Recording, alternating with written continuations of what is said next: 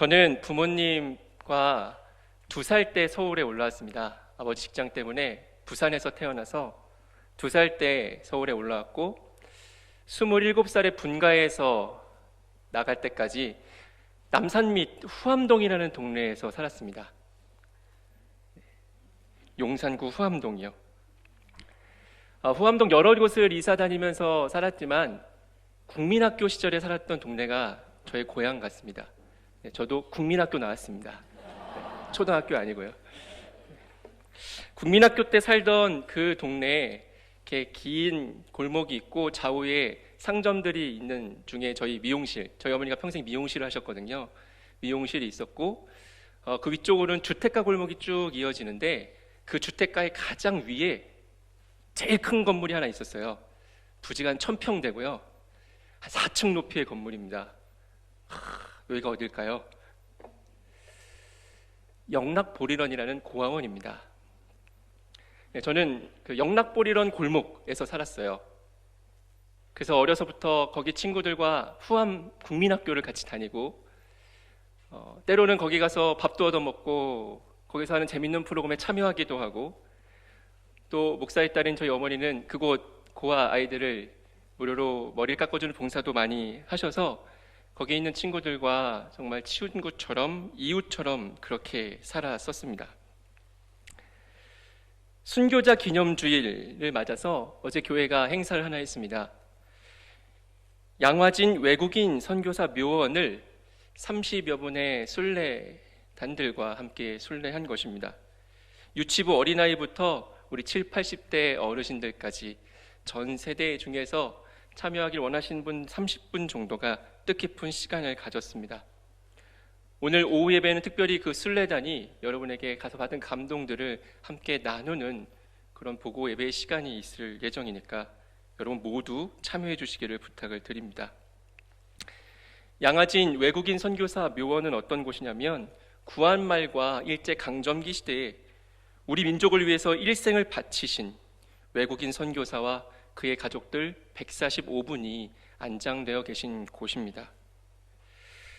선교사들은 당시에 세상의 변방으로 여겨졌던 조선에 복음의 빛을 전하려고 자신의 삶을 다 헌신한 그런 분들입니다. 그분의 헌신들 덕분에 우리는 지금 현대시설의 병원 그리고 대학들을 누릴 수 있는 그런 현대화된 나라가 되었습니다. 또 그분들 중에 일부는 대한 독립을 위해서 외국인인데 함께 헌신하고 심지어 고초를 당하는 일들을 겪은 분들도 있습니다. 우리 사회와 우리 교회는 이분들을 통해 뿌려진 그 복음의 씨앗과 사랑 위에 세워져 있습니다. 우리가 지금 누리고 있는 이 풍성한 열매는 다 복음을 자신의 생명을 담아 드린 그 선교사님들 때문에 열매 맺게 된 것입니다. 그곳에 모셔진 145분 중에 유일한 일본 사람이 한 명 있습니다. 소다 가이치 전도사님입니다. 저는 그분 이야기를 보고 듣고 가서 현장을 보면서 많은 감동을, 인상을 얻습니다. 그분이 바로 제가 어린 시절 자란 동네 영락보리런을 시작하신 분이기 때문입니다. 저의 어린 시절 고아와 과부, 이방 나그네들을 섬기는 삶을 몸으로 배울 수 있게 터를 마련해 주신 분이었습니다. 아마 그분의 영향으로 저도 젊은 시절 7년간 우리 땅에 와 있는 이주 외국인들을 섬기는 일에 헌신할 수 있었던 듯 보입니다. 양화진 외국인 선교사 묘원을 가서 그분의 묘소를 찾으면 C-29역에 있는데 유일한 일본인 선교사인 소다의 묘비에는 이렇게 적혀 있습니다. 고아의 자부, 한국 고아들의 자비로우신 아버지라는 한자입니다.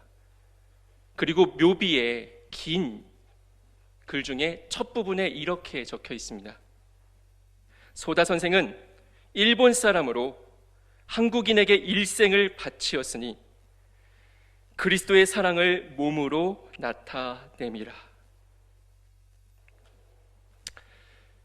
그리스도의 사랑을 몸으로 사는 삶, 자신의 출신이나 정치적인 입장이나 심지어 민족이나 국적을 떠나 정말 그리스도의 사랑을 몸으로 사는 것이 무엇인지 일제시대의 일본 사람으로서 한국 사람에게 보여주신 분인 것입니다.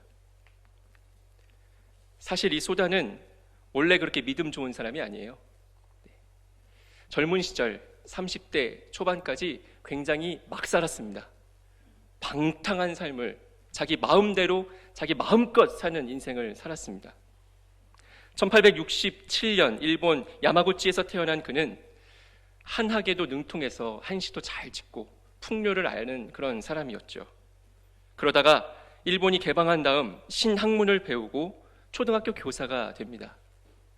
그러나 그 일을 오래 하지 않고 자기 인생을 찾아서 자기의 쾌락과 즐거움을 찾아서 외국 배에 오릅니다. 당시 노르웨이 화물선에 선원이 되어서 홍콩, 대만 등 그때 당시 번화했던 문물들이 풍성했던 그런 지역들을 쫓아다니는 인생이 됩니다. 근데 이 사람이 술을 그렇게 좋아했대요. 그냥 좋아하는 정도가 아니라 좀 심하게 중독에 가까울 정도로 좋아했던 듯 보여요.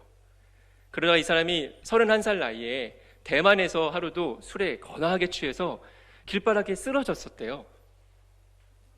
아무도 거들떠보지 않는 거죠. 그렇게 놔뒀다간 객사할 뻔했는데 그때 이름도 알지 못한 한 조선인이 그를 거두어 등에 업고 여관에 갖다 놓고 치료하고 방값을 내고 밥값까지 다 주고 호련히 사라졌다고 합니다. 선한 사마리아인을 만난 것이죠. 그는 그때 충격을 받습니다. 자기를 도와준 사람을 찾고 싶은데 못 찾아요. 그러다 6년 뒤 1905년 은인의 나라인 조선에 가서 좀 봉사하면서 살자, 은혜를 좀 갚아보자 라는 마음으로 당시 일본의 식민 지배를 받고 있었던 조선 땅에 발을 들여놓습니다. 서울에 정착하여서 황성 기독교 청년회, 현 YMCA죠. 그곳에 일본어 교사 자리를 얻어서 취직을 합니다. 그곳에서 월남 이상제 선생을 만나 평생의 스승으로 모십니다. 월남 이상제 선생은 일제시대 민족주의자로 정말 여러 가지 고초들을 겪는 중에 감옥에 갔다가 말씀을 읽는 중에 복음을 받아들이고 크리스찬이 된 그런 인물이죠. 그와의 만남을 통해 감화를 받은 이 소다는 1906년 기독교인이 되기로 결심합니다. 그렇게 믿음을 가진 후 식민지 조선의 참담함과 어려움에 눈을 뜨게 되었습니다. 그러나 그의 인생의 가장 중요한 변환점은 기독교인이 된 것보다는 기독교인 아내를 만난 사건이 더 컸습니다. 1908년 모태 신앙으로 알려져 있고 독실한 기독교 신자였던 일본 사람 우에노 타키를 경성 서울에서 만납니다. 그 여인을 만남으로써 이 소다의 인생이 완전히 바뀌었습니다. 인생의 소망이 완전히 바뀌었습니다. 역시 남자는 결혼을 잘해야 됩니다. 소다나 저나 믿음 좋은 여인을 만나서 인생의 소망이 확실히 바뀐 것 같습니다. 그 여인과 만나 결혼한 다음에 그는 정말 독실한 크리스찬으로 변해 갔습니다. YMC에서 일하는 동안 신앙 집회에 자주 참석하고 또 1909년 월남 이상제 선생을 중심으로 일어났던 백만 구령 운동, 조선 땅에 100만인의 크리스찬을 만들자는 전도 운동에 적극 가담합니다. 일본 사람이 일제시대에 식민지 지배를 당하고 있던 조선 사람들을 전도하고 구원하는 데 적극 참여했다는 거예요. 전도하면서 이 사람은 바뀝니다. 여러분, 전도하면 믿음이 생깁니다. 믿음이 있어서 전도하는 게 아니라 부르심의 사명에 합당하게 응답하여 전도의 자리에 우리가 설 때 우리에게 믿음이 굳건해지는 것입니다. 소다는 그 과정을 통해서 정말 독실한 크리스찬이 됩니다. 그러다 YMCA를 그만두고 복음의 열정으로 당시 일본인들이 모였던 경성감리교회의 전도사가 되었다고 해요. 신학 훈련을 다 받고 목사가 된 것은 아닙니다. 그러나 자신에게 부르신 소명에 응답하여서 평신도 사역자, 전도사가 된 것으로 보입니다. 그 무렵 3.1운동과 백오인 사건들이 터졌습니다. 조선 총독부는 1911년 조선 총독이 암살당하려 했을 때 그 원인을 기독교인들에게 두었습니다. 600명에 이르는 사람들이 그때 체포당하고 옥에 갇히고 추방당하고 망명을 가기도 했습니다. 소다는 그런 일제의 불의와 만행을 맹렬히 공격했습니다. 일본 사람이 일본 정부를 공격한 거예요. 조선 총독부는 그를 간사한 놈, 한국인의 앞잡이라고 몰아붙였습니다. 이제 더 이상 소다는 일본 편도 그렇다고 모든 한국인에게 환영받는 한국 편도 아닌 경계인의 인생을 삽니다. 민족이 아니라 예수의 정의로 살기에 그런 어려움을 이겨낸 것입니다. 1921년 소다 부부는 제도의 미비와 사회적 무관심으로 버려진 한국 고아들에게로 눈을 돌렸습니다. 이 조선의 고아들을 위해서 평생 헌신하기로 부부는 결단하고 부인은 좋던 직장도 다 때려치고 남편과 함께 조선의 고아들을 위해 남은 인생을 다 바칩니다. 소다 부부가 처음 시작한 보육원은 가마쿠라 보육원입니다. 이곳에서 조선이 해방을 맞을 때까지 그들의 일생을 다 바쳐 1000명이나 되는 고아들을 자신의 자식으로 받아 길렀습니다. 그 중에는 독립운동가의 자녀들도 많았다라고 전해집니다. 중일전쟁이 한창일 때 일본 헌병대에 불려간 그는 한국 고아들을 데려다가 항일 교육을 시킨다라며 탄압을 받습니다. 보육원 출신들 중에 불량선인이라고 불리는 지하 조직들에서 활동하는 청년들이 있었어요. 힘으로 무력으로 독립을 이뤄내자라는 거겠죠. 소다는 헌병대에 가서 헌병대 앞에 무릎 꿇습니다. 제가 잘못 가르쳐서 그래요. 제발 좀 풀어주세요. 자기 자식이니까, 자기가 마음으로 난 자식이니까 그렇게 했을 겁니다.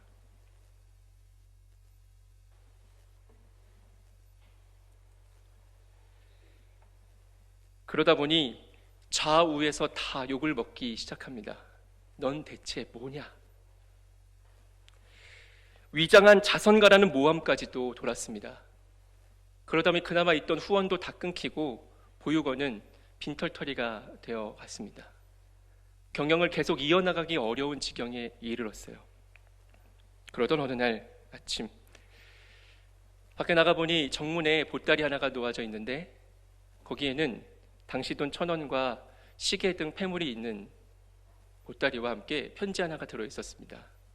그 편지의 내용은 이렇습니다. 소다 선생님 네 분, 우리 동포를 대신하여 감사드립니다. 저는 사정이 있어 국외로 망명합니다. 부디 이 돈과 물건을 받으시고 불쌍한 고아들을 위해 써 주십시오.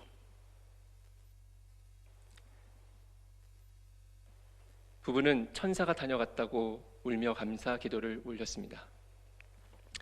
소다의 인생에는 31살 때 그를 죽음에서 건져는 이름 모를 한 선한 사마리아인과 또 그가 이렇게 환난과 핍박 가운데 어려움 중에 있을 때 그에게 큰 도움을 주고 마음에 힘을 얻게 한 하나님의 천사들이 분명 있었습니다. 1943년 이제 거의 일본이 패망에 다다른 그때쯤 저 함경도 원산감리교회에 목사가 없다는 소식을 듣고 그들 돕겠다는 마음에 자비량 전도사로 그곳으로 갑니다. 그곳에서 해방을 맞게 되죠. 많은 조선인들이 일본 사람들을 쳐 죽이겠다며 일본 사람들을 쫓아다닐 때 소다는 일본 사람들을 원산 감리교회로 피신시키고 군중들을 막아섭니다. 이건 아니다.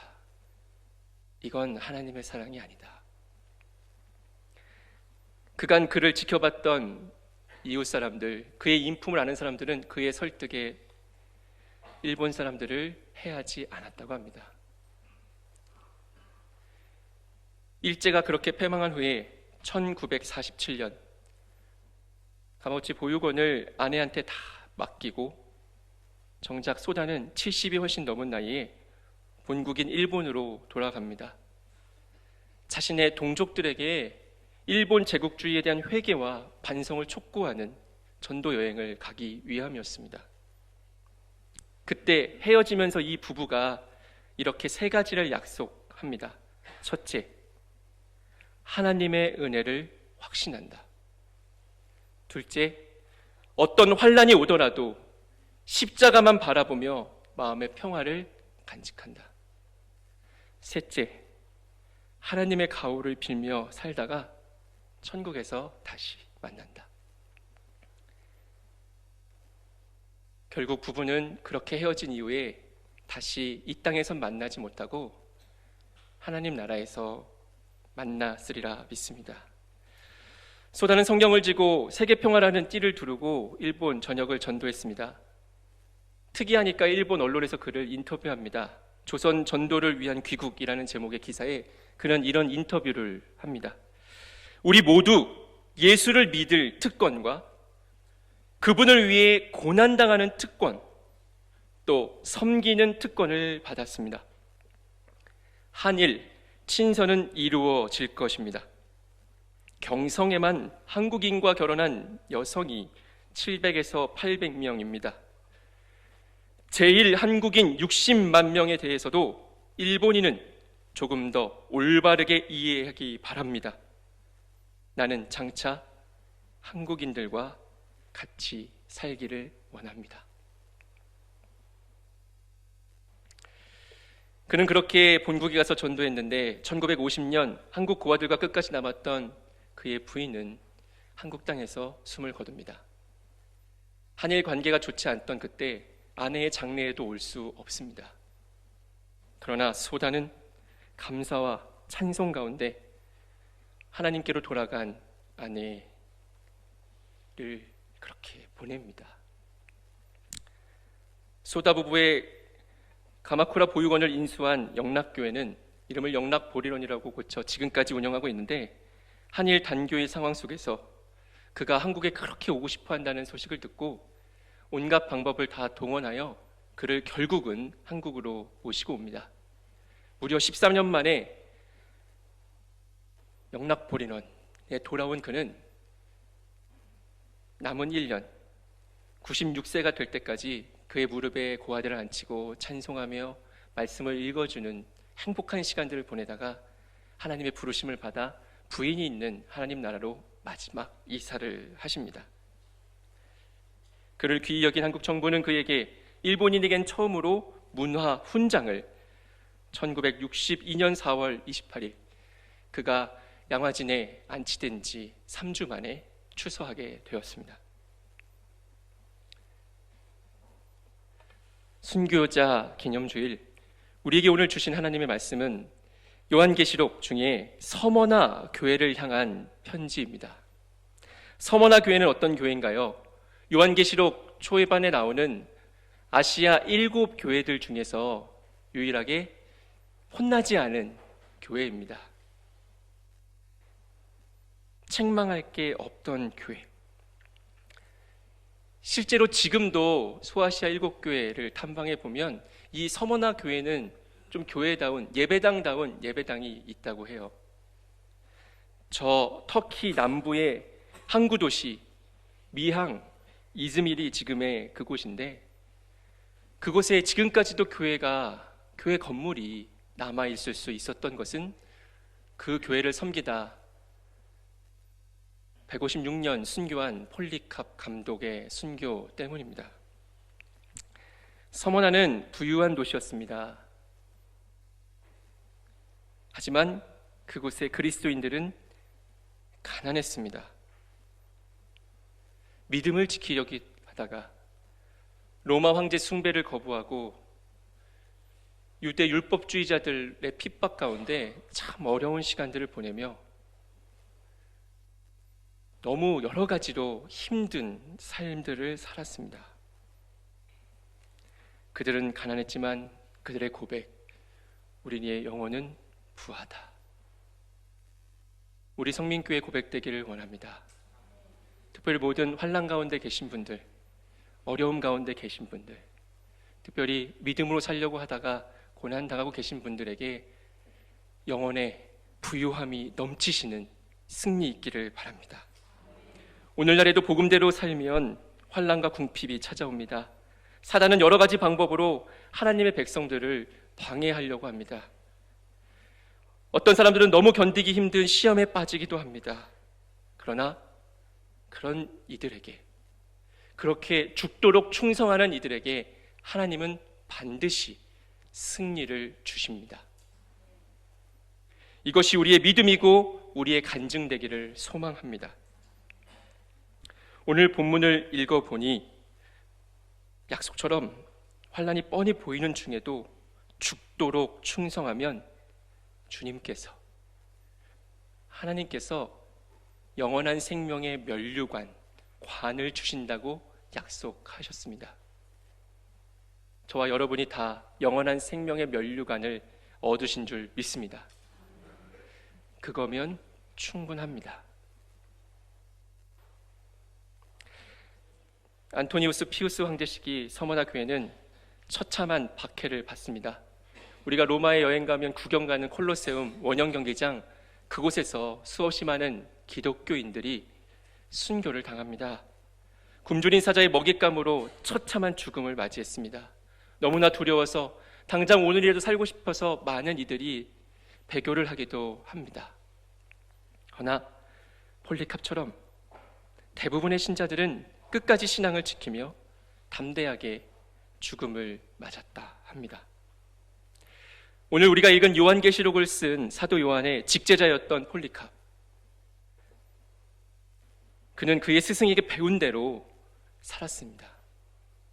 오직 하늘의 소망을 두고 죽음의 위협 앞에서도 담대하게 살았습니다. 그렇게 끌려오기 전 체포될 때도 너무나 의연하고 인자한 모습으로 그를 잡으러 온 로마 병사들에게 식탁을 베풀어 주었다고 합니다. 그리고 병사들의 식사가 끝날 때까지 저 구석에서 하나님과 조용한 기도의 시간을 가집니다. 그 모습을 지켜본 로마 병사들은 이렇게 죽음조차 두려워하지 않는 확실한 신앙을 가진 백발의 노인을 형장으로 끌고 가는 자신들의 처지를 비관하고 마음의 찔림을 얻었다라는 이야기가 전해집니다. 80이 훨씬 넘은 고령의 노인 폴리캅, 총독은 그를 회유하고 싶었습니다. 한 번만 눈 감으면 살잖아요.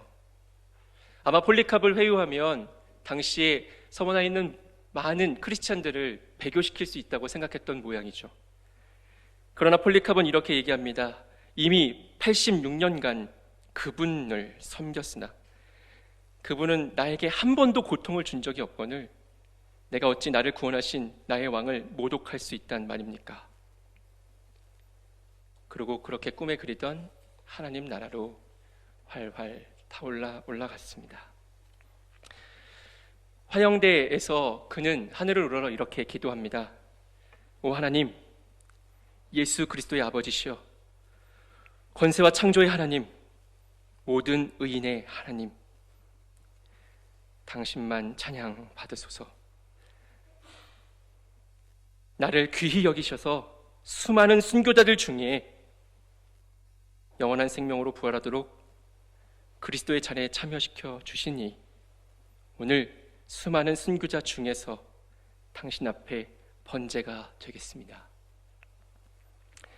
이제는 당신의 사랑하는 아들 영원하신 제사장 예수 그리스도를 통하여 이 모든 것에 감사와 찬양과 영광을 올려드립니다. 성령 안에서 당신에게 영광이 지금부터 영원까지 함께 하옵소서. 아멘. 그 현장을 목격했던 이들은 그의 이 삶과 순교의 기록들을 남겨놓습니다. 폴리캅의 순교록은 그 이후에 다음 세대들이 신앙을 지켜나가며 특별히 사순절에 또 고난주간 성만찬과 같은 때에 그 순교의 정신을 읽고 나누며 믿음을 되새기는 데 썼다고 합니다. 사도 요한의 직제자 폴리캅, 그는 스승이 오늘 보낸 편지 본문 그대로 살아낸 사람입니다. 정말 나에게 주신 말씀을 소망으로 붙들고 그 말씀과 소망에 나의 온 삶을 다 부어드린 사람입니다. 스승의 편지에 제시한 믿음의 대상은 이렇습니다. 처음이며 마지막이요 죽었다가 살아나신 이, 바로 알파와 오메가요 부활하신 예수 그리스도, 그분이 나의 주요, 그분의 영광만을 위해 살겠다. 오늘 예배 전주의 제목처럼 모든 영광 주님께. 환난과 궁핍 중에도, 대적자들의 비방과 고난 가운데도, 감옥에 던져지는 시험이 있을지라도 죽도록 충성하라는 말씀에 그 사명에 붙들린 바 되어서 모든 영광 주님께 하고 사는 인생, 그것이 소망의 인생입니다. 오늘 우리는 예배 중에 교동문 80번 고린도후서 4장 말씀을 읽었습니다. 우리가 이 보배를 질그릇에 가졌으니 이는 심히 큰 능력은 하나님께 있고 우리에게 있지 아니함을 알게 하려 함이라. 우리가 사방으로 우겨쌈을 당하여도 쌓이지 아니하며 답답한 일을 당하여도 낙심하지 아니하며 박해를 받아도 버림받지 아니하며 거꾸러짐을 당하여도 망하지 아니하고 우리가 항상 예수의 죽음을 몸에 짊어짐은 예수의 생명이 또한 우리 몸에 나타나게 하려 함이라. 예수의 생명을 사시기를 바랍니다.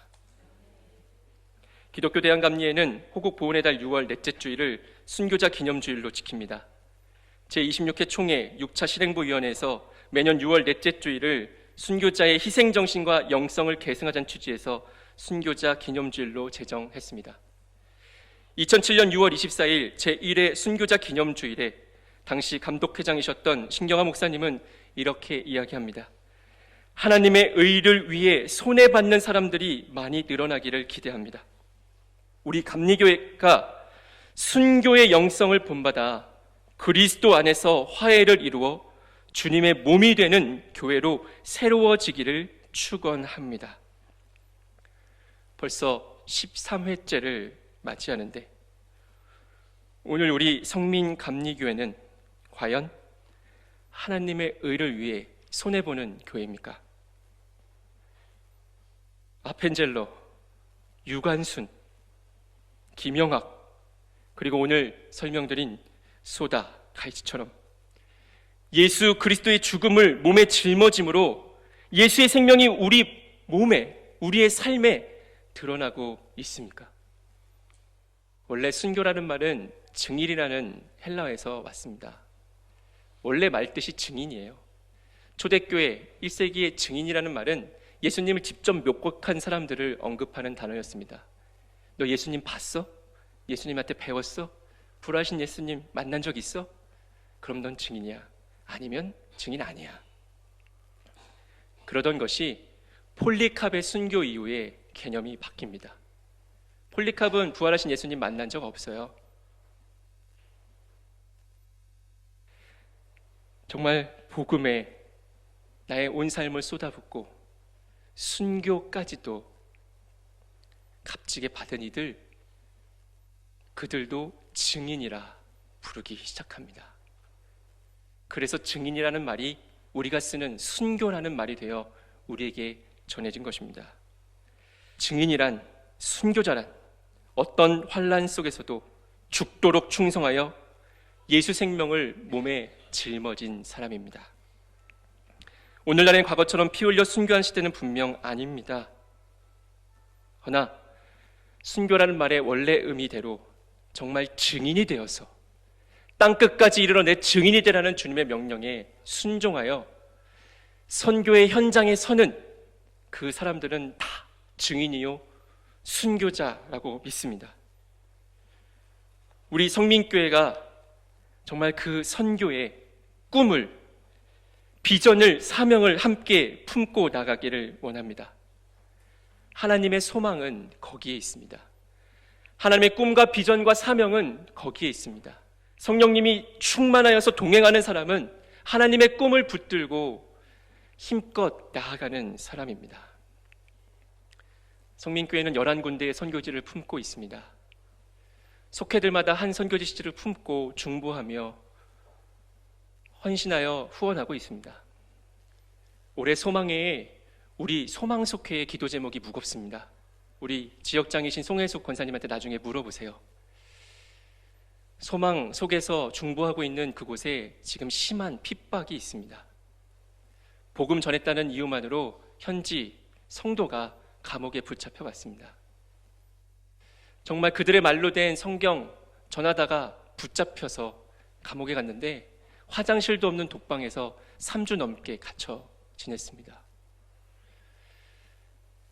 공산국가니까 돈 주면 될까봐 돈도 다 줬는데 안 풀어줘요. 일반 감옥으로는 보내줬는데 왜 안 풀어주냐고 물으니 본보기를 보여줘야겠다는 겁니다. 복음 못 전하게, 믿는 사람들의 그 열정을 꺾어놓게.